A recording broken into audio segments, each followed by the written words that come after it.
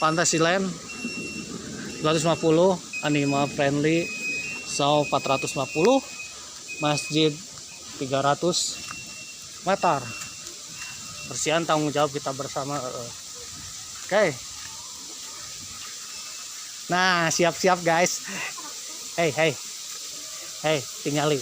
Siap-siap ini jembatan kaca, Rey. Saya gak pernah kadieu. Tapi Rey, ini siapa Rey? Ini itu teh saya teh anu penguin Madagaskar teh. Ini si raja ya. Ya teh raja nih menjadi raja PK sebulan teh. Raja lembur teh saya. Anu penguin Madagaskar ya. Kemarin kita ke Padang Savana. Siap. Bensar Music. Asik men. Gak ciri, gak nyenino.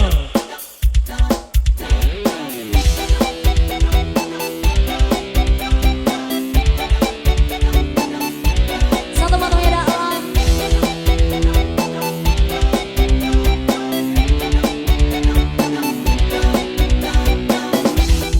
Aku ingin terbang tinggi seperti Allah, melewati siang malam, menembus awan.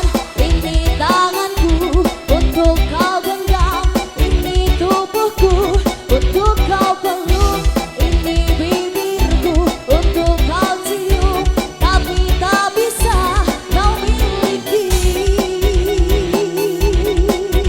Aku tak usah kau terus tangisi kepergianku. Air mata takkan memanggilku untuk kembali. Besar musik. Aku adalah mimpi-mimpi sedang melintasi sang perawan yang bermain dengan perasaan. Ini tanganku untuk kau genggam, ini tubuhku untuk kau peluk, ini bibirku untuk kau cium, tapi tak bisa kau miliki. Aku tak usah kau terus tangisi kepergianku. Air mata takkan memanggilku untuk kembali. Besar musik. Asik men. Bersama Caca Natasha. Mas Sirul, Si Red juga thank you gak ciri, terima kasih cantik. gak ngeri ya. Bagong. Lupi Satena. Ayo Mas Ipun. Buat teman-teman dari Sepolo RWT, dari Sepolo Gaspol juga thank you, terima kasih.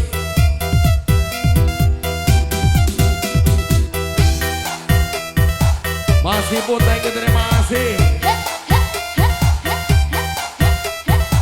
Besar musik. Spesial kembali buat Mas Ipun. Sa sa sa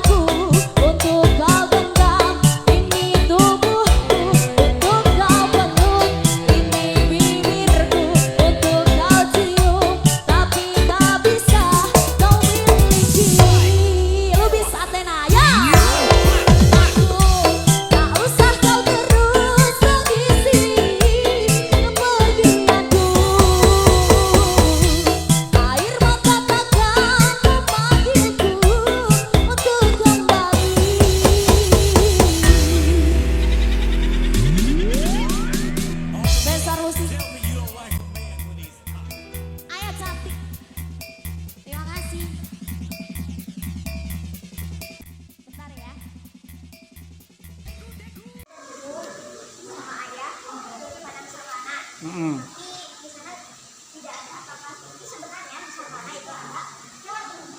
Ya, apa aja itu? Hah? Hah?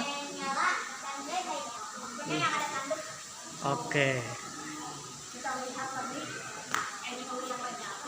Oke. Oh. Savana Kampung Afrika.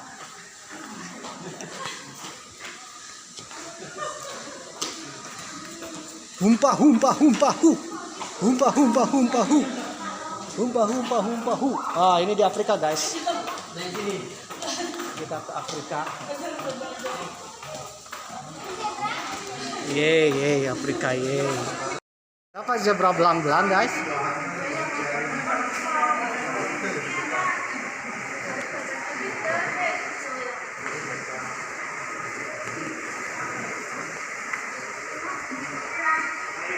Ini antilop. Nah, savana ini kayak gini.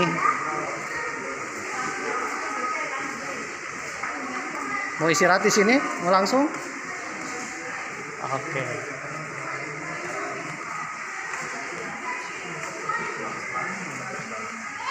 Ada rino, guys.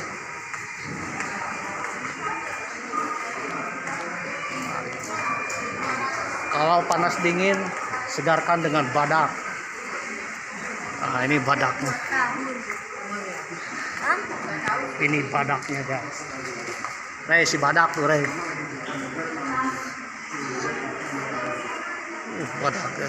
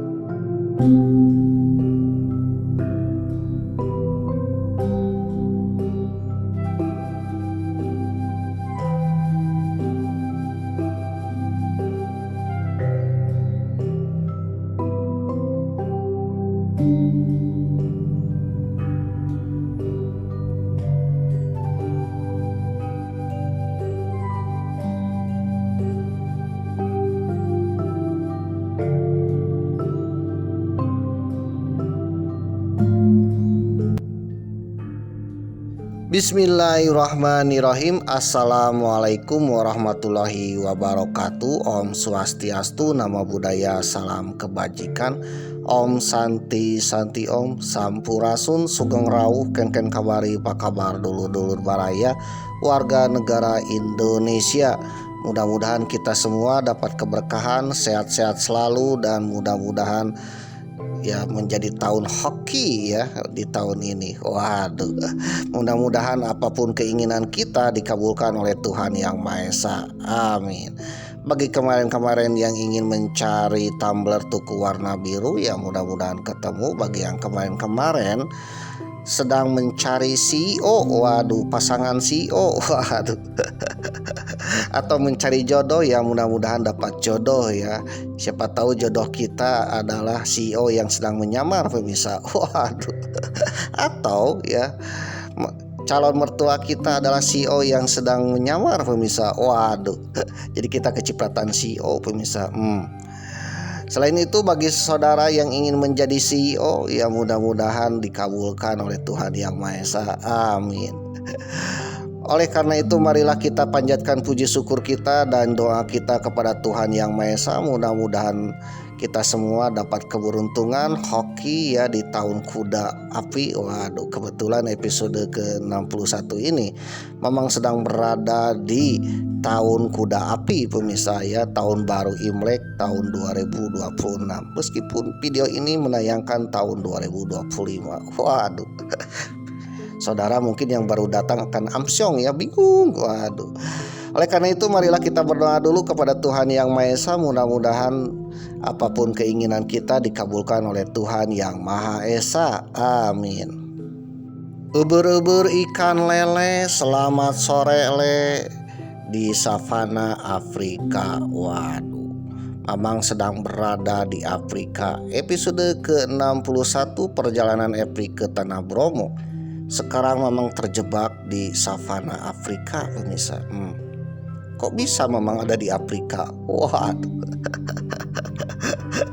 Bagi saudara yang baru datang di episode ke-61 tanpa menonton episode yang pertama, kedua, ketiga atau sebelumnya, saudara akan bingung dan pusing ya, dan amsyong, pemirsa. Waduh, daripada pusing 7 keliling. Bagi yang baru datang, tontonlah episode-episode sebelumnya. Memang sudah cantumkan di link deskripsi. Waduh, supaya kronologis dan tidak pusing ya. Ya siapa tahu bermanfaat dan hoki, pemirsa. Jadi Mamang sedang berada di savana Afrika, pemirsa ya. Afrikanya Jawa Timur, pemirsa. Tepatnya di Jatim Park 2, wahana wisata Kota Batu. Salah satu kota tercantik-cantik dan terhappy-happy, pemirsa ya. Aku happy, I am happy, I am happy. Kota yang terhappy ya, yang paling bahagia di Provinsi Jawa Timur di Indonesia. Jadi kota yang terhappy itu adalah Kota Batu, pemirsa. Memang sudah bahas episode ke-54 ya. Bagi saudara yang penasaran kenapa Kota Batu dijuluki kota terhappy, pemirsa. Oke, pemirsa yang berbahagia, Mamang sedang berada di savana Afrika, terjebak di antara teman-teman Mamang dari spesies yang lain, pemirsa. Waduh, keluarga Mamang ada di tengah-tengah savana Afrika, pemirsa. Tepatnya di wahana Jatim Park 2, Kota Batu, Provinsi Jawa Timur. Ketika terjebak di Jatim Park, Provinsi Jawa Timur, tepatnya di wahana savana Afrika. Waduh, itu artinya Mamang sudah 800 km dari home base-nya, tempat tinggal Mamang di Kota Tasikmalaya, Provinsi Haji Udin. Provinsi Jawa Barat. Kebetulan Provinsi Jawa Barat sedang dipimpin oleh Bapak Aing ya, Kang Deddy Mulyadi alias Haji Udin. Ya mudah-mudahan Kang Deddy Mulyadi kalau sekarang jadi gubernur Provinsi Jawa Barat, mudah-mudahan kedepannya menjadi pemimpin untuk seluruh Nusantara le. Amin.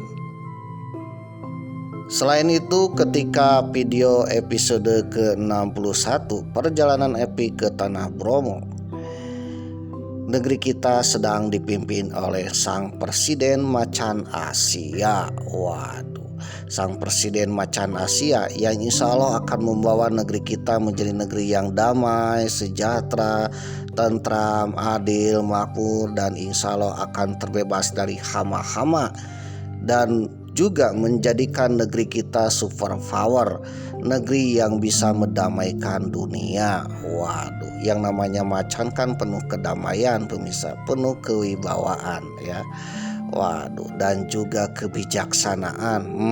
Rajanya hutan pemirsa. Waduh. Ya insya Allah dengan kepemimpinan beliau, negeri kita akan menjadi negeri yang bisa mendamaikan dunia.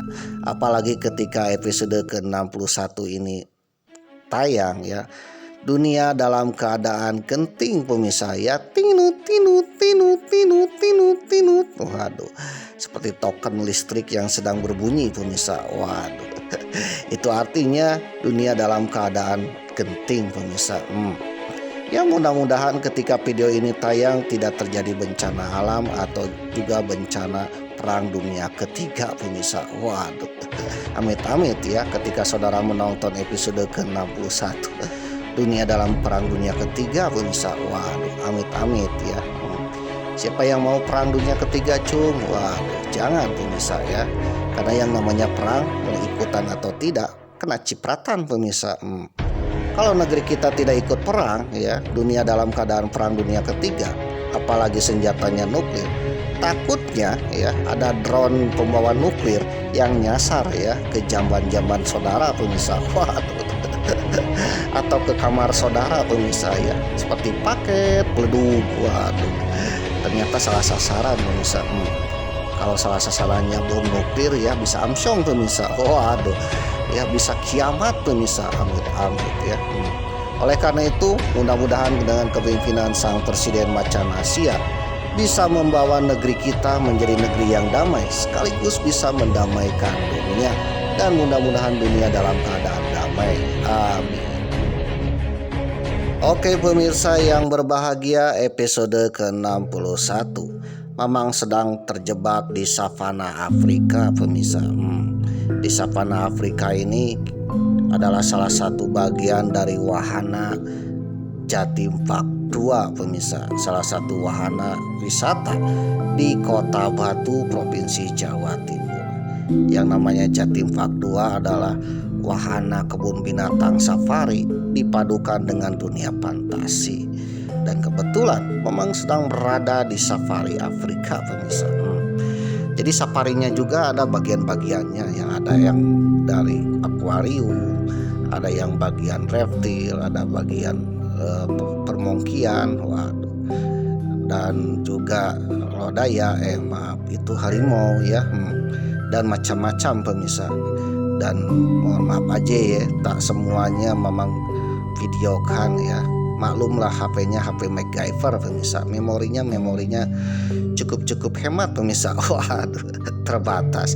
Ya mudah-mudahan bagi saudara yang penasaran ya dengan Jatim Park 2 yang sangat luas ya, banyak untuk dilihat ya, mudah-mudahan saudara datang ke sini pemirsa.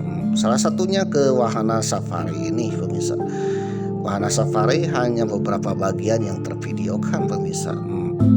Di sini kita bisa melihat ya serasa di Afrika pemirsa. Ada hewan-hewan khas endemik savana. Ya, yang namanya savana kan padang rumput pemirsa. Kebanyakan di Afrika. Ada badak, ada jerapah, ada juga antilop, waduh, rusa, babi rusa, waduh, babi hutan, waduh. Ada juga zebra, dan juga banyak sekali pemirsa. Jadi seolah-olah berada di tengah-tengah Afrika pemirsa, termasuk juga singa pemirsa. Waduh. Tapi tenang saja ya, kita terhalang oleh yang namanya kaca pemirsa. Waduh. Kita pun bisa istirahat di sini dan bisa menikmati ya savana Afrika pemirsa. Oke pemirsa yang berbahagia ya, ternyata dunia ini begitu indah pemirsa. Banyak sekali teman kita dari spesies yang lain yang beraneka ragam pemirsa. Oleh karena itu bagi saudara yang ingin penasaran ya binatang apa aja yang ada di dunia, insya Allah semuanya tersedia di Jatim Fak 2 pemirsa. Salah satunya bagian Afrika ya, bagian Afrika di sini ya tidak sepenuhnya binatang-binatang dari Afrika pemirsa, tetapi binatang-binatang khas savana, waduh, khas padang rumput pemirsa. Jadi ada khas padang rumput, ada binatang khas kutub ya, ada kutub nanti ya, insya Allah akan memang kunjungi ya. Ada akuarium, ada reptilan dan sebagainya pemirsa. Waduh. Jadi sambil menikmati indahnya savana Afrika, tak jauh-jauh ke Afrika lah, cukup datang ke Kota Batu saja pemirsa, ke Jatim Fak 2 pemirsa. Oke pemirsa yang berbahagia ya, ketika video ini tayang ya, pas kebetulan hari Imlek pemirsa. Waduh, Gongsi Pacai ya, Gongsi Pacai Imlek tahun 2026 ya, tahun kuda api pemirsa. Waduh. Jadi video ini ditayangkan tanggal 1 Imlek pemirsa, tepatnya tanggal 17 Februari 2026 pas tahun baru Imlek pemirsa ya ditayangkannya. Kalau dieditnya sebelum-sebelumnya pemirsa.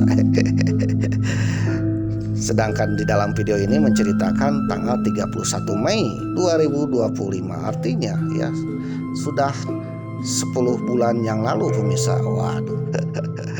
31 Mei 2025 dan ditayangkan pas hari Imlek 17 Februari 2026 pemirsa.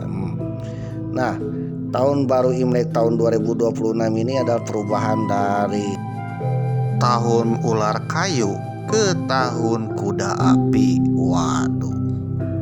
Apaan Mang ular kayu kuda api? Ya menurut Mamang ketika membaca informasi, ular kayu dan kuda api itu adalah salah satu binatang sionya. Sio ya.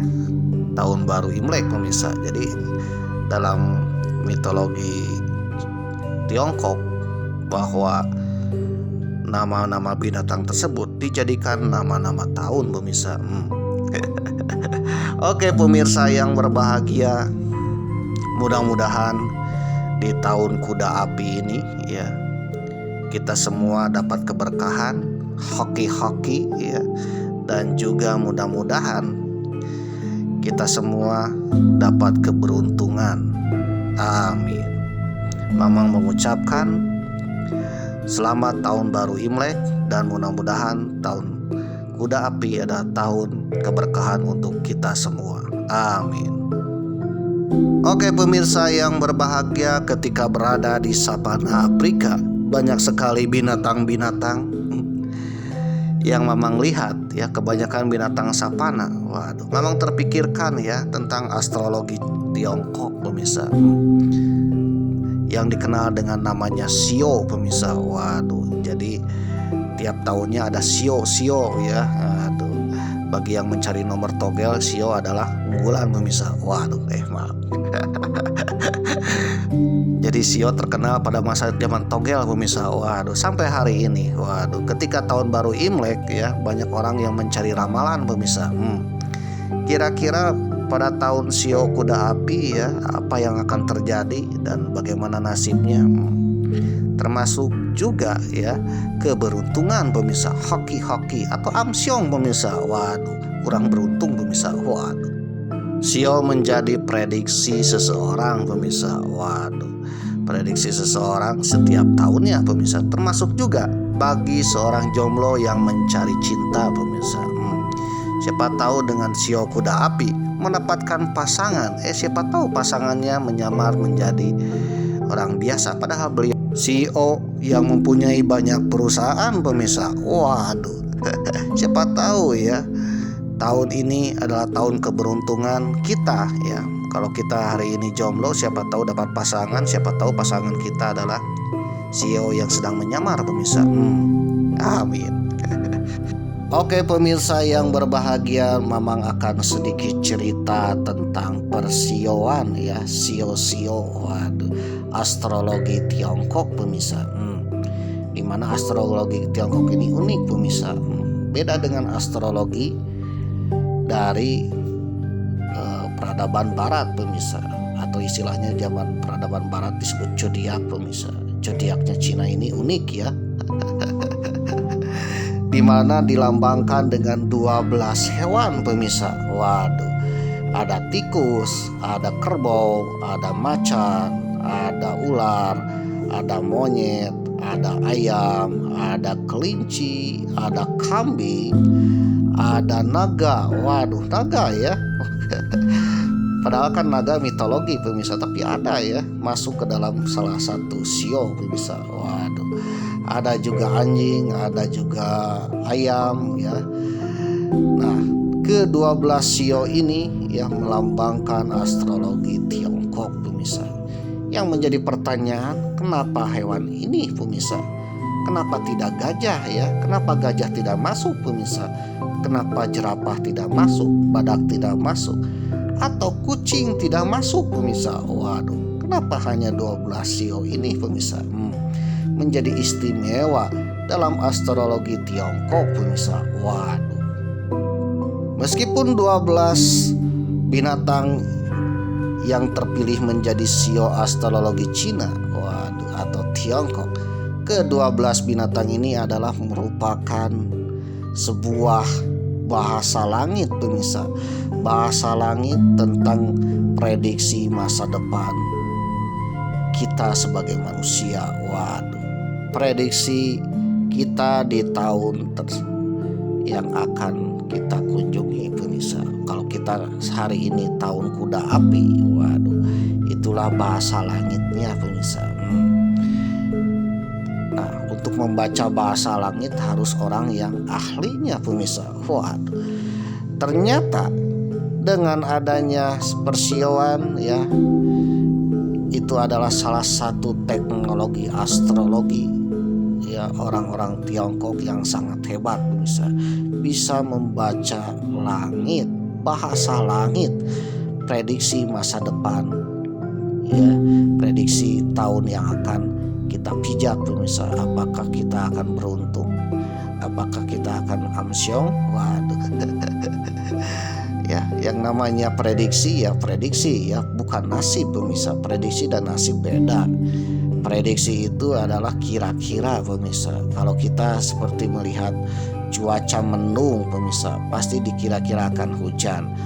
Ya, kalau kita cuaca mendung, maka persiapannya kita memakai jaket, jas hujan atau dengan payung, supaya nanti ketika turun hujan ada yang ya siap sedia pemirsa, karena kita bisa melihat bahwa cuaca itu mendung. Tetapi yang namanya takdir hanya Tuhan yang tahu. Siapa tahu ya ketika cuacanya mendung ternyata tidak terjadi hujan pemirsa. Waduh, jadi itulah yang namanya prediksi ya, penglihatan manusia ke langit pemirsa. Ketika tahun ini sio tahun adalah kuda api ya, dimana kita lahirnya ketika tahun kerbau. Waduh, kata ahli Feng Shui ya, itu kurang beruntung pemirsa. Tetapi dalam perjalanannya tiba-tiba kita dapat beruntung pemirsa. Waduh, ditakdirkan dapat beruntung pemirsa. Waduh, diprediksi tidak beruntung tapi malah jadi beruntung pemirsa. Ya itulah yang namanya prediksi ya. Prediksi hanya kita mengira-ngira saja pemirsa, karena takdirnya hanya Tuhan yang tahu. Siapa tahu ya, Mamang diprediksi akan menjadi presiden pemirsa. Mamang jangan senang dulu ya.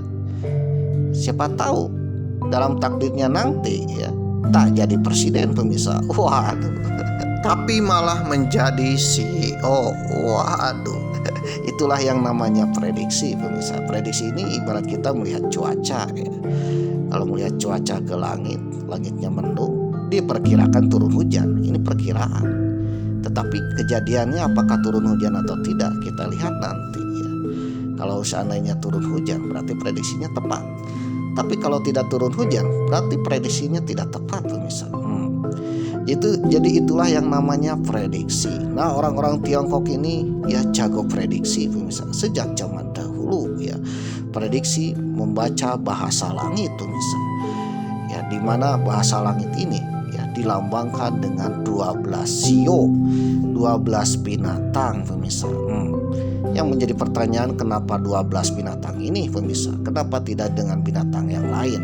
Salah satunya tidak ada gajah di sini. Waduh. Tidak ada kucing di sini. Waduh, apalagi komodo pemirsa. Dan mengapa hanya 12 binatang itu yang dipilih menjadi astrologi Tiongkok pemirsa? Oke pemirsa yang berbahagia, spesial edisi Tahun Baru Imlek 2026. Karena video episode ke-61 tayangnya pas 1 Imlek 2026 ya. Tanggal 17 Februari 2026 ya. Mamang akan sedikit cerita ya tentang kenapa hanya 12 binatang itu yang menjadi sio astrologi Tiongkok. Waduh. Dan bagaimana ceritanya ada astrologi Tiongkok. Bagi saudara yang tertarik dengan cerita Mamang ya, jangan skip, siapa tahu saudara mendapat hoki ya di tahun kuda api ini. Waduh, Mamang doakan siapapun yang menonton sampai tamat ya, mudah-mudahan bermanfaat dan mudah-mudahan dapat hoki ya. Waduh, keberuntungan pemirsa, hoki. Waduh. Namun bagi saudara yang tak suka dengan channel Mamang ya, membosankan atau mungkin saudara sudah tahu ya, simpel dengan Mamang, skip aja karena kuota internet saudara tak tercover dana antara, tak tercover dana hibah, dan insya Allah tak dapat angpau pemirsa dari Mamang. Mamang aja kan belum jadi presiden ya, jadi mohon maaf aja ya. Bagi saudara yang menonton sampai tamat tak dapat angpau dari Mamang, tapi Mamang akan berdoa kepada Tuhan Yang Maha Esa, mudah-mudahan saudara dapat hoki. Oleh karena itu, karena tak tercover angpau dari Mamang ya, saudara yang tak suka dengan Mamang ya skip aja, simple dengan Mamang. Suka tonton, tak suka jangan nonton. Selain itu, Mamang pun berbicara sesuai dengan sumber dan informasi yang Mamang dapatkan dari berbagai sumber ya, salah satunya media internet, buku-buku dan sebagainya pemirsa. Bagi saudara yang punya pendapat sendiri atau punya pendapat ya, kita sharing-sharing di kolom komentar, asalkan komenan saudara tak berbau-bau Mossad ya, tak berbau-bau Davide et Impera, tak berbau-bau bikin keonaran di channel Mamang. Ya mohon maaf aja ya, Mamang sebagai admin otoriter, nggak apa-apa otoriter, karena ini kan channel Mamang ya. Waduh, menurut Mamang itu bikin keonaran, mohon maaf aja ya, Mamang akan skip. Karena channel Mamang ini channel penuh perdamaian, dibuat untuk perdamaian, bukan bikin keonaran pemirsa. Oke pemirsa yang berbahagia, kita tentunya sudah tidak asing lagi mendengar kata Imlek ataupun Xinjia. Xinjia, perayaan Imlek atau yang biasa orang Tiongkok disebut dengan Junji atau Yuandan atau juga Guonian, merupakan perayaan yang bermulanya tahun yang baru. Waduh, jadi Imlek ini permulaan tahun yang baru pemirsa. Pada akhir tahun menjelang awal tahun baru, masyarakat Tionghoa akan menanyakan pertanyaan, yaitu tahun depan sionya apa ya? Waduh. Jadi nama-nama tahun itu ya dinamakan sio pemirsa ya. Setiap tahun itu beda sio. Waduh, beda elemen pemirsa. Kira-kira apa itu sio dan elemen? Sio merupakan simbol yang digunakan untuk mewakili siklus tahunan. Terdiri dari 12 cabang bumi, di mana yang digunakan juga untuk melambangkan tahun seseorang dilahirkan. 12 cabang bumi ini digambarkan dengan nama-nama hewan yang berurutan, yaitu dari tikus. Kalau sekarang tahun tikus, besok kerbau. Kalau sekarang tahun kerbau, besok macan atau harimau ya. Kalau besoknya lagi, tahun berikutnya kelinci, berikutnya lagi tahun naga, tahun ular, tahun kuda, tahun kambing, tahun monyet, tahun ayam, tahun anjing, dan terakhir babi. Setelah babi kembali lagi ke tikus. Berputar terus. Jadi kalau di Masehi ya kita mengenal tahun 2025, besok tahun 2026, besoknya lagi tahun 2027 oleh angka ya. Tetapi dalam kalender Tiongkok itu menggunakan nama hewan ya. Hewan yang menjadi lambang Shio, yaitu seperti sekarang akan memasuki tahun kuda pemirsa. Besok akan memasuki tahun kambing, besok tahun monyet, tahun ayam, anjing dan seterusnya. Waduh. Jadi totalnya ada 12 nama tahun pemirsa, 12 binatang. Jadi satu siklusnya itu 12 pemirsa. Dan ke-12 itu melambangkan cabang bumi pemirsa ya, bumi melambangkan 12. Di balik cabang bumi dan ke-12 hewan yang terpilih menjadi nama Shio ya, terdapat beberapa macam versi cerita. Waduh, bagaimana ke-12 itu menjadikan nama Shio pemirsa. Dan di antara 12 ini tidak ada Shio gajah pemirsa, tidak ada Shio komodo ya, tidak ada Shio panda. Padahal panda kan binatang khas Tiongkok pemirsa. Ini unik ya. Kenapa tidak ada panda di situ? Waduh. Tapi naga ada ya. Padahal naga dalam dunia nyata ya masih kontroversi pemirsa, masih dikategorikan hewan mitologi. Waduh, alias tidak nyata, alias dongeng. Tapi di Shio ada naga pemirsa.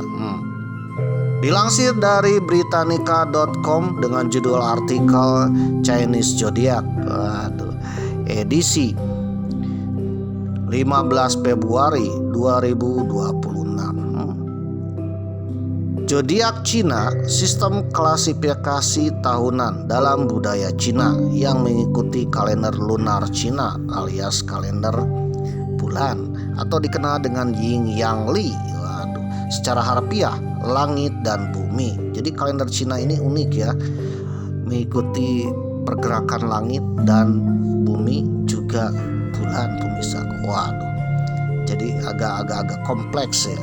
Kalau Hijriah ya itu mengikuti perputaran bulan atau lunar.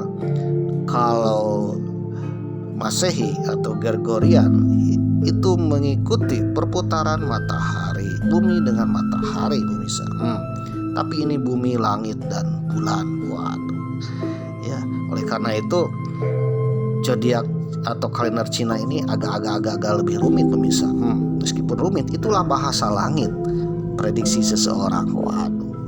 Di mana setiap tahunnya dalam siklus 12 tahun dikaitkan dengan sebuah hewan, dan setiap hewan dikaitkan dengan kepribadian yang khas untuk tahun tersebut dan orang-orang yang lahir pada tahun itu. Siklus tersebut berganti ke hewan baru setiap tahunnya. Tahun baru Imlek yang jatuh antara tanggal 21 Januari dan 20 Februari dalam kalender Gregorian atau Masehi. Dan urutan hewan dimulai kembali setelah melalui siklus 12 hewan. Diawali dari hewan tikus pemirsa, tikus, kerbau, terus sampai ke babi pemirsa. Dari babi kembali lagi ke tikus. Jadi tahun siklus awalnya adalah tikus dan diakhiri dengan babi pemirsa. Hewan-hewan itu berurutan. Urutan hewan dimulai kembali setelah melalui siklus 12 hewan. Tidak seperti di barat atau di wilayah Eropa Barat dengan sistem zodiak yang kita kenal dengan zodiak Yunani, yaitu Aquarius Pisces yang tiap bulannya pemirsa, karena berdasarkan rasi bintang. Insya Allah akan membahas ya zodiak khas Eropa dengan rasi bintangnya yang selalu kita baca di majalah zaman dulu ya. Zodiak kamu apa ya, Pisces, Libra dan sebagainya. Tetapi khusus untuk Tiongkok ya, tidak mengenal zodiak bulan, tetapi mengubah tanda dengan zodiak itu dengan sebuah hewan, dan itu setiap tahun pemirsa. Jadi setahun sekali dinamakan tahun itu adalah tahun hewan, dan sekaligus menandakan zodiak hewan pemirsa. Waduh. Antar tahunnya di Tiongkok itu ya nama tahun-tahunnya berdasarkan sio hewan pemirsa. Dalam hal memprediksi hal yang akan terjadi pada manusia, penekanannya adalah pada tahun kelahiran seseorang, bukan bulannya. Jadi zodiak itu adalah suatu prediksi seseorang atau ramalan seseorang ya. Kalau di Tiongkok itu berdasarkan kelahiran orangnya setiap tahun pemirsa. Kalau di Eropa setiap bulan. Kita kenal dengan zodiak Pisces, Libra. Nah, kalau di Cina ya, Tiongkok itu tiap tahunnya ya. Tahun kuda api, kamu lahirnya tahun apa? Macan tutul, macan logam ya. Waduh. Nanti karakternya apa dan akan jadi apa? Waduh. Mungkin kita akan bertanya juga ya, kenapa yang menjadi shio itu adalah hewan-hewan yang terpilih seperti tikus, kerbau, macan, babi, anjing, ayam, ular, monyet, kambing, naga pemirsa. Waduh, tidak yang lain seperti gajah tidak ada di sini. Dan juga kenapa tidak ada beruang atau panda pemirsa? Padahal panda adalah hewan nasional negara Tiongkok pemirsa. Sekelas nasional Tiongkok yaitu hewan panda kok gak masuk pemirsa. Waduh, gak masuk kategori shio ya dalam kebudayaan Tiongkok pemirsa. Waduh, padahal panda kan hewan nasional pemirsa. Jadi intinya kenapa hanya 12 hewan itu yang masuk, tidak hewan yang lain pemirsa. Waduh. Dilansir dari tempo.co dengan judul artikel perayaan Imlek asal-usul 12 shio dan kenapa tidak ada shio kucing. Waduh. Jadi yang bahas kenapa 12 shio itu pemirsa, dan salah satunya kenapa tidak ada kucing pemirsa. Tapi nenek moyang kucing harimau ada pemirsa. Waduh, harimau ada masuk shio harimau atau macan, tapi kucing tidak ada pemirsa. Waduh. Apalagi panda, waduh, apalagi komodo, buaya, nggak ada di sini pemirsa. Menjelang perayaan tahun baru Imlek tahun 2026, banyak orang mencari ramalan shio untuk mengetahui peruntungan mereka. Setiap shio memiliki kisah dan arti tersendiri yang menggambarkan kearifan dan kepercayaan tradisional. Sistem horoskop Cina menggunakan 12 hewan sebagai simbolnya telah menjadi bagian dari warisan budaya Tiongkok selama ribuan tahun. Ingat, selama ribuan tahun. Untuk menjawab kenapa hanya 12 binatang itu yang terpilih pemirsa, sedangkan binatang lain tidak terpilih menjadi horoskop China atau menjadi zodiak atau shio-nya. Waduh. Jadi jawabannya ada dua pemirsa, berdasarkan legenda dan berdasarkan sejarah. Amang ambil dulu berdasarkan legenda.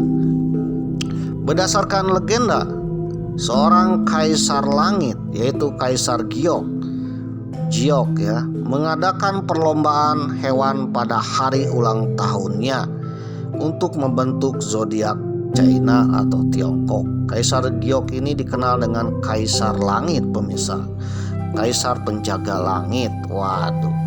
Oleh karena itu Kaisar akan membuat sebuah kalender, waduh, untuk sebagai hari ulang tahunnya.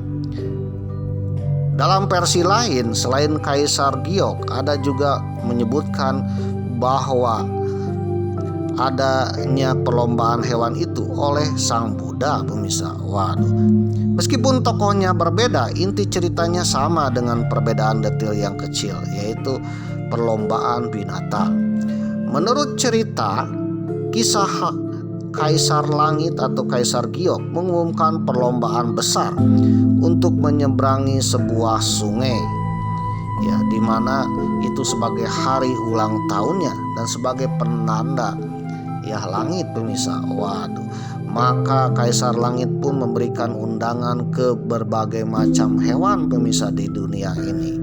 Namun hanya datang 13 hewan yang ikut berpartisipasi dalam hari ulang tahun HUT Kaisar Langit pemirsa. 17-an pemirsa ya, 17 Agustus ya. Ke-13 hewan itu diantaranya adalah adanya tikus, adanya kerbau, adanya ular, adanya kelinci, ayam, babi, lalu kambing, lalu anjing, lalu monyet, naga, dan juga kucing. Loh, kucing, ternyata kucing juga ikut pemirsa. Waduh. Jadi totalnya 13 pemirsa. Tapi meskipun 13, yang terpilih harus 12 berdasarkan karena 12 ini menunjukkan unsur bumi pemirsa ya. Jadi ke-12 titik bumi. Waduh.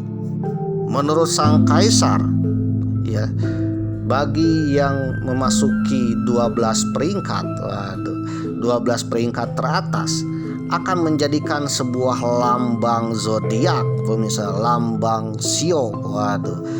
Yang akan dilukiskan di langit pemirsa. Waduh. Oleh karena itu, meskipun banyak hewan yang diundang ya, dan yang datang 13 hewan, tapi hanya 12 yang akan terpilih pemirsa. Sebagai seleksinya bahwa akan ada perlombaan pemirsa ke-12 hewan ini, di mana urutan yang pertama akan dilambangkan sebagai tahun pertama, urutan yang kedua menjadi lambang tahun kedua, ketiga seterusnya ya sampai 12 pemirsa. Setelah 12 akan kembali lagi 1. Oleh karena itu, kalau datangnya yang 13 berarti 1 tidak akan terpilih pemirsa. Sebagai seleksinya ya, ujian seleksinya atau SPMB-nya yaitu ke-12 hewan ini harus menyeberangi sungai yang deras pemirsa, sungai langit, sungai yang disucikan. Waduh. Pengumuman ini menarik perhatian banyak hewan, termasuk tikus, kerbau, harimau, naga, termasuk kucing. Ketika hari perlombaan tiba, para peserta berkumpul di tepi sungai yang sangat suci pemirsa. Waduh. Perlombaan ini bukan hanya soal kecepatan, tetapi juga strategi dan kerjasama. Hewan-hewan yang berbeda karakter menggunakan cara yang berbeda pula untuk menyeberangi sungai yang deras itu. Di antara peserta ada tikus yang kecil. Tikus yang kecil menyadari bahwa ia tidak akan bisa bersaing jika mengandalkan kekuatannya sendiri. Apalagi tikus tidak bisa berenang di air yang deras. Waduh. Ia pun mencari akal. Ternyata tikus ini jago akalnya pemirsa. Ia pun memanfaatkan kecerdasannya ya dengan mendekati kerbau, hewan yang dikenal kuat dan ulet. Tikus meminta bantuan kerbau untuk membawanya menyeberangi sungai, dan kerbau yang baik hati pun menyanggupinya pemirsa. Waduh. Kerbau yang kuat dan baik hati ya, penuh empati pemirsa. Waduh. Melihat tikus yang kecil ya, merasa kasihan kalau tikus nanti terbawa arus pemirsa dan tidak sampai. Oleh karena itu ya, tikus mengajak kerbau. Kerbau pun mau pemirsa. Ketika perlombaan itu dimulai ya, waduh ya, semua hewan berenang pemirsa. Waduh. Ada yang berenang, ada yang berbagai macam cara. Salah satunya tikus. Tikus menaiki punggung kerbau. Dia berenang melintasi sungai yang sangat deras pemirsa. Waduh. Ternyata kerbau perenang yang ulung pemirsa ya. Kerbau ini kuat, tahan arus pemirsa, dan juga ketika berenangnya sangat cepat pemirsa, melebihi kecepatan binatang yang lain pemirsa. Waduh. Kerbau ini berenang sangat cepat dan hampir menjadi juara pemirsa. Waduh. Ketika garis finish ya, gerbang istana Kaisar Giok ini terbuka lebar sebagai titik finishnya. Waduh. Kerbau itu sangat gembira karena akan yang menjadi pertama sebagai juara pertama pemirsa dalam perlombaan berenang ini, sambil membawa si tikus. Ya, setidaknya si tikus akan menjadi juara kedua pemirsa. Waduh. Saat hampir mencapai garis akhir, si tikus menunjukkan sisi liciknya. Entah licik entah lihai ini ya. Waduh. Jadi tikus ini kecil-kecil ya, punya akal pemirsa. Waduh. Sisi pika sebelena pemirsa. Waduh.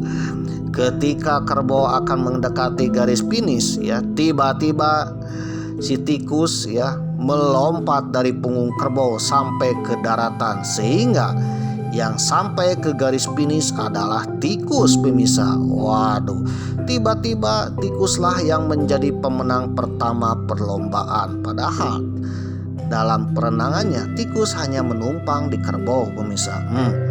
Kerbau meskipun kesal karena dia punya sifat yang baik hati, menerima posisinya sebagai urutan yang kedua pemirsa. Waduh. Jadi sifat kerbau ini ya besar, tangguh, pemaaf, ya baik hati, dan sisi buruknya mudah dikendalikan orang lain pemirsa. Waduh. Sedangkan tikus ya punya banyak akal, banyak kecerdikan, ya ketangkasan. Sisi buruknya licik pemirsa. Waduh. Hewan-hewan lainnya tiba-tiba secara bertahap sesuai kemampuan mereka. Yang ketiga adalah harimau yang kuat tetapi sedikit lambat di air karena airnya begitu deras sehingga menjadi posisi yang ketiga. Lalu disusul oleh kelinci. Nah, kelinci ini meskipun banyak akal ya, kelinci ini sangat hati-hati dan lemah lembut. Tidak bisa berenang di air yang deras. Kelinci memilih jalan yang lain ya, jalan keselamatan, yaitu melompat dari satu batu ke batu yang lain untuk sampai ke seberang sungai pemirsa, untuk sampai ke seberang, untuk sampai ke finish pemirsa. Dan sifat kelinci ini ya tidak menyusahkan orang lain pemirsa. Jadi meskipun banyak akal ya, kelinci ini tidak menyusahkan orang lain. Saking tak ingin menyusahkan orang lain, kelinci hanya mau melompati ya batu, kayu untuk sampai ke seberang sungai pemirsa. Waduh, ya sisi kurangnya atau sisi negatifnya adalah bahwa kelinci ini ya mengorbankan diri pemirsa. Waduh, terlalu berkorban ya, banyak berkorban untuk orang lain pemirsa. Dan tak mau menyusahkan orang lain ya, bisa saja dimanfaatkan oleh orang lain. Waduh. Akhirnya kelinci pun menjadi urutan yang keempat. Sedangkan urutan yang kelima adalah naga pemirsa. Naga yang seharusnya bisa lebih cepat, bahkan harus menjadi urutan yang pertama, mengalahkan tikus dan juga kerbau pemirsa. Karena naga sejatinya tidak melalui air tetapi melalui udara, bisa terbang pemirsa. Waduh. Yang menjadi pertanyaan, kenapa naga menjadi urutan yang kelima? Jadi ketika pertandingan dimulai ya, naga pun terbang mendahului yang lainnya. Namun ketika di perjalanan akan sampai ke garis finish, naga melihat sebuah desa terkena banjir pemirsa. Waduh. Akhirnya naga pun melindungi warga desa dari bencana banjir dan longsor pemirsa. Waduh. Karena sibuk membantu orang yang sedang kena bencana alam, akhirnya urutan yang pertama pun jatuh ke tangan tikus dan kerbau pemirsa. Waduh. Setelah selesai membantu orang yang sedang bencana alam, naga pun kembali ke arena pertandingan, ke arena ujian. Dan pada akhirnya naga pun menjadi urutan yang kelima. Waduh. Jadi sifat naga ini ya mau membantu orang lain pemirsa. Waduh, meskipun dia punya kemampuan tapi ingin membantu orang lain, baik hati pemirsa. Waduh. Ya, sisi negatifnya naga ini adalah terlalu baik pada orang lain pemirsa. Jadi tak bisa menentukan mana prioritas utama ya. Waduh. Ya, ibaratnya mana yang harus didahulukan pemirsa. Terkadang dengan hal tersebut ya menjadi sebuah kelemahan dari naga pemirsa, yaitu terlalu baik pada orang lain dan tiba-tiba ya tak bisa melihat mana prioritas utamanya pemirsa. Setelah naga disusul oleh ular menjadi urutan yang keenam. Di urutan ketujuh ada kuda. Ya, kuda ini berlari dengan kencang pemirsa. Seharusnya kuda ini berada di posisi keenam ya. Seharusnya mendahului ular. Tapi tiba-tiba ya kuda dipatuk ular pemirsa. Waduh, disinggul ular. Karena dipatuk itulah akhirnya kuda pun ya terjatuh sementara pemirsa, dan ular pun melewati kuda, dan pada akhirnya urutan ke-6 ada pada ular dan ke-7 adalah kuda. Waduh. Jadi kuda meskipun cepat ternyata dikadali oleh ular pemirsa. Waduh. Jadi sifat ular ini ya diam-diam membahayakan pemirsa. Waduh, saking membahayakannya ada kelicikannya juga pemirsa. Waduh. Sedangkan kuda ya dia terlalu cepat pemirsa, terlalu berambisi, terlalu semangat ya, hebat ya, semangat, ambisi. Namun ya tak berpikir panjang pemirsa. Sementara itu kambing, monyet, dan ayam bekerja sama membuat rakit untuk menyeberangi rintangan sungai. Ketiganya bekerja sama ya membuat rakit pemirsa. Waduh. Jadi ketiganya daripada silih sigung ya, silih babetkeun, waduh, silih lelepkeun ya, daripada sikut sana sikut sini ya lebih baik kerjasama pemirsa. Jadi ketiganya bekerja sama membuat rakit pemirsa, di mana posisinya di depan adalah kambing, yang di tengah adalah monyet, dan yang di belakangnya adalah ayam pemirsa. Mereka bekerja sama membuat rakit untuk menyeberangi rintangan sungai. Waduh. Dan akhirnya menyelesaikan balapan dan memperoleh urutan ke-8 kambing, ke-9 monyet, dan ke-10 ayam. Ayamnya ayam jago. Waduh. Ketiga hewan ini, ayam, kambing, dan monyet ya, mereka ini saling ya bekerja sama, punya sosial yang tinggi ya. Yang monyet cerdik, ayamnya penuh kebijaksanaan, waduh, dan kambingnya sebagai orang yang penuh perhatian. Waduh. Namun mereka bisa maju karena kerjasama pemirsa ya, berlomba-lomba pemirsa ya, bersosialisasi, berinteraksi. Dan kelemahannya ya tak bisa hidup sendiri pemirsa. Waduh. Dua hewan terakhir ya, ke-11 dan ke-12. Ke-11 adalah anjing. Anjing menduduki posisi ke-11 ya. Kenapa ke-11? Karena ternyata yang lainnya berenang ya, berlomba-lomba untuk mencapai finish.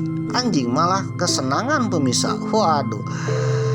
Anjing malah bermain air pemirsa ya, gemicik air di sungai ini malah menjadi tempat bermainan anjing ya.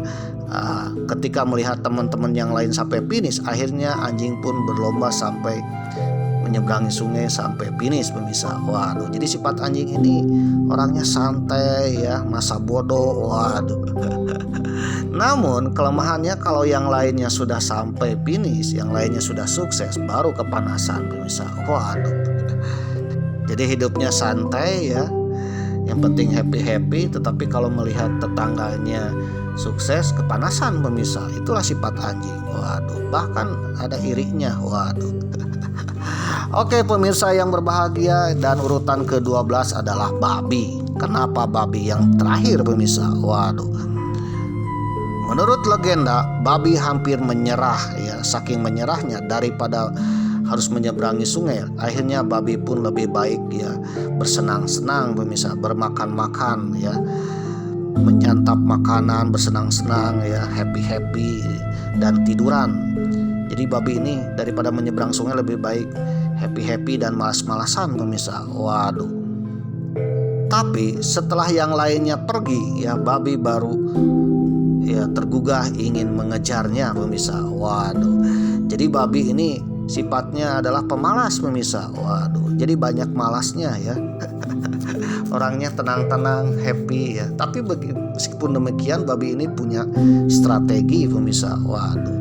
Jadi intinya kalau bekerja SKS, itulah sifat babi pemirsa. SKS ya, lembut satu malam dikerjakan dalam satu malam. Waduh, entah itu benar atau salah ya, karena memang sebelumnya malas-malasan ya, ketika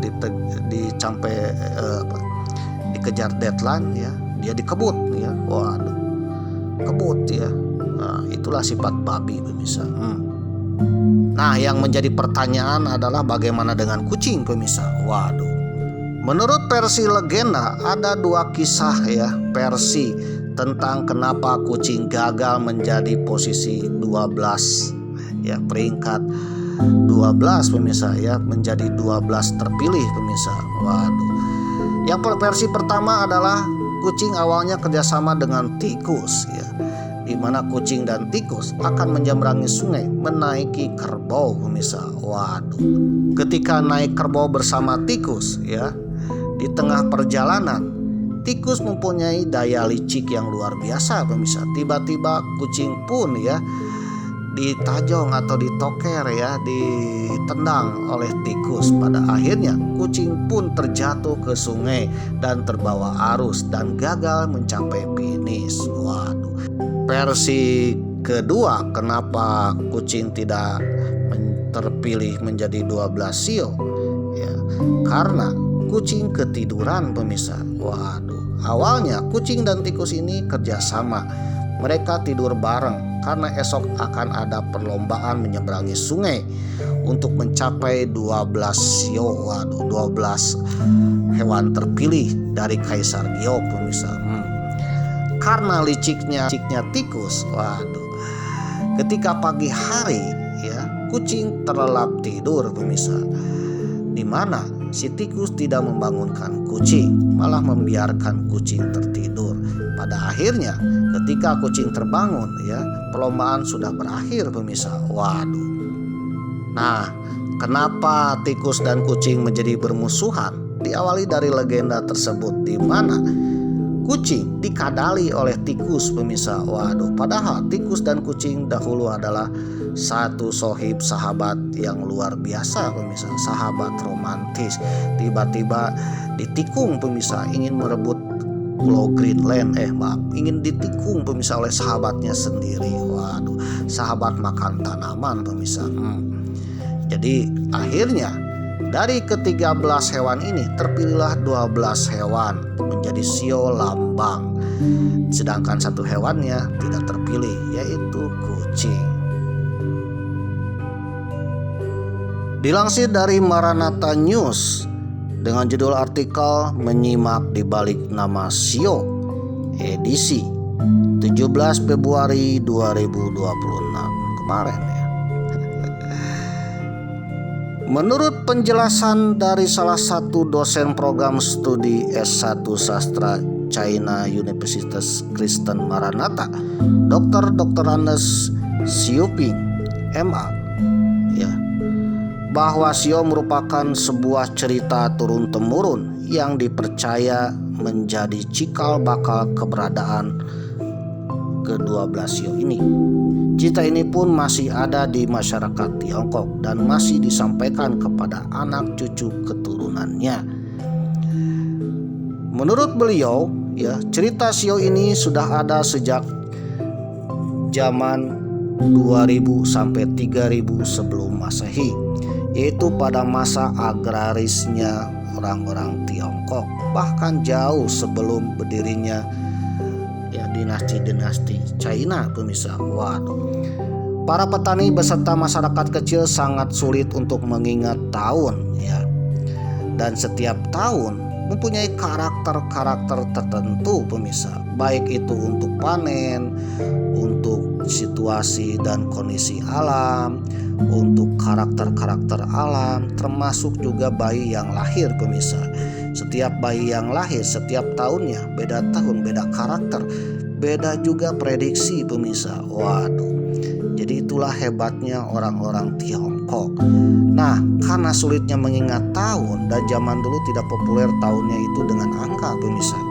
Oleh karena itu untuk menyebutkan tahun dengan nama-nama binatang pemirsa. Waduh.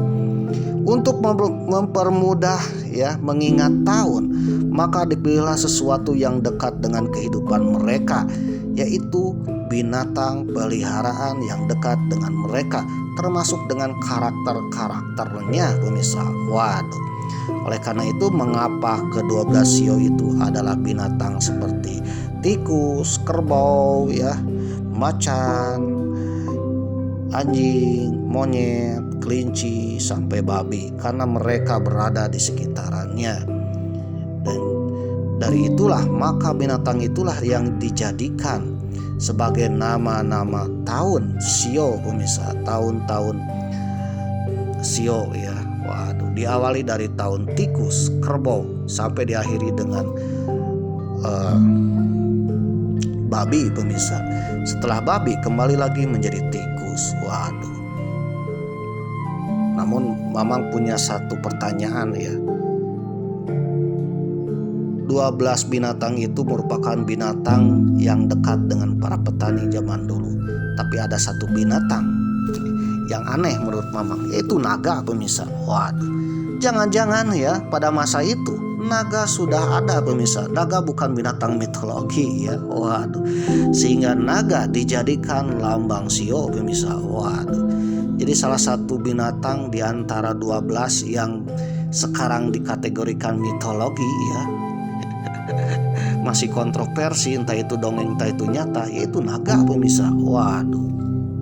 Ke-12 binatang ini juga merupakan nama-nama binatang yang berada di Asia Timur, yang populer di Asia Timur. Oleh karena itu, di Asia Timur kenapa tidak ada gajah, jerapah, kuda nil, dan juga komodo? Karena di Asia Timur, di Cina ya, Tiongkok, tidak ada yang namanya jerapah, gajah, waduh, dan juga komodo pemirsa. Selain itu, mengapa yang diambilnya 12 binatang itu? Sedangkan di Tiongkok ada yang namanya binatang panda pemirsa. Ada buaya juga, buaya panda ada di Tiongkok ya. Rusa ada di Tiongkok ya. Kenapa tidak mengambil yang itu?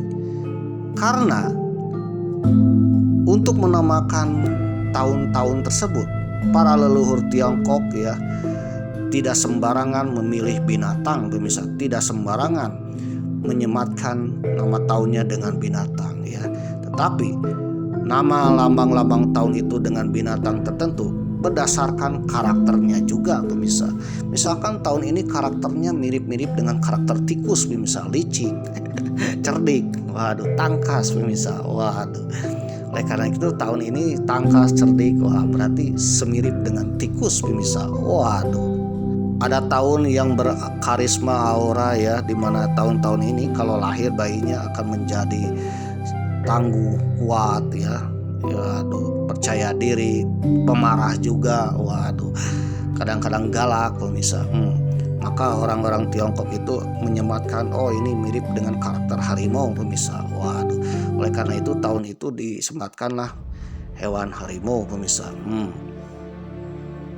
Jadi kesimpulannya bahwa Shio ini ya merupakan salah satu warisan leluhur teknologi leluhur Tiongkok untuk menentukan prediksi nasib atau prediksi seseorang pemirsa.